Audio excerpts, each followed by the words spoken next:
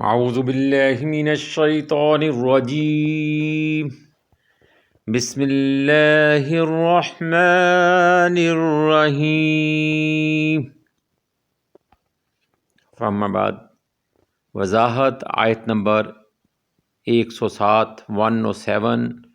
سورۃ الانعام۔ اس آیت کا تعلق بھی اسی سابق تان سے ہے۔ مشرکین مکہ یا دوسرے مشرکین عرب کے نے رسول اللہ صلی اللہ علیہ وآلہ وسلم سے کہا تھا کہ آپ نے علماء سے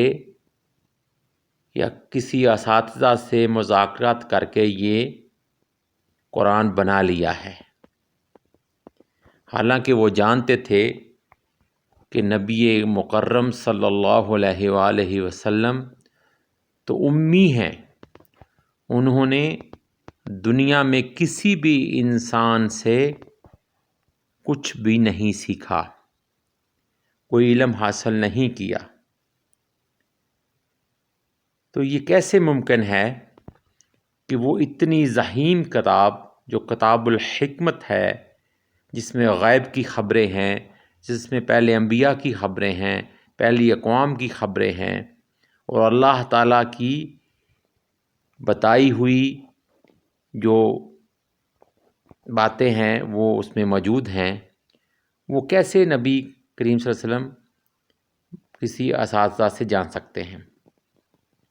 وہ تو اللہ تعالیٰ نے جبریل امین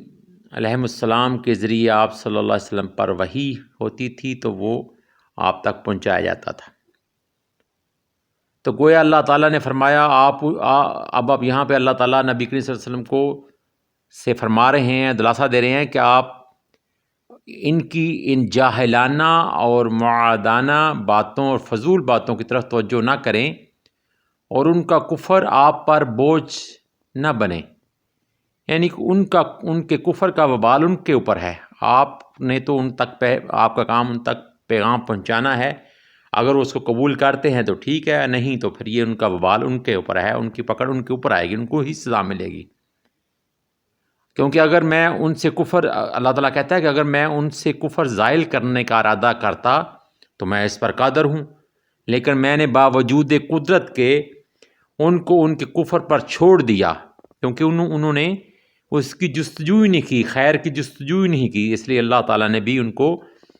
گمراہی کے اندھیروں میں ہی بھٹکنے دیا۔ تو آپ بھی ان کی طعن آمیز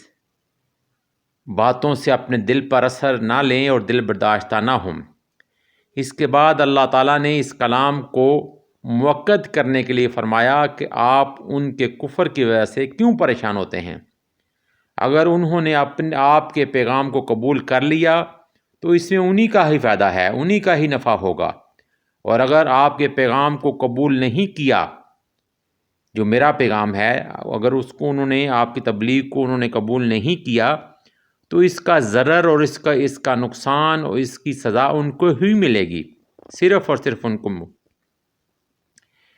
اور آپ کے منصب رسالت پر کوئی اثر نہیں پڑے گا۔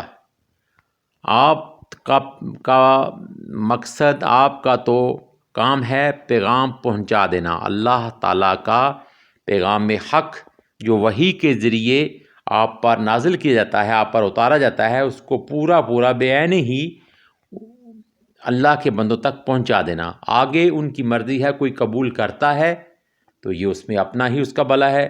اگر وہ اپنی ہٹ درمی اور جہالت کے اندھیروں میں بھٹک رہا ہے تو وہ یہ اس کا مقدر ہے، پھر وہ اسی میں بھٹکتا رہے گا، اور پھر جس روز اس کو موت آئے گی پھر اس کے اللہ کے سامنے پیش ہوگا، پھر عذاب قبر بھی ہوگا، پھر اس کے بعد اللہ کے سامنے پیش ہوگا، تو پھر اس کو ایک چیز کا جواب دہ ہونا ہوگا۔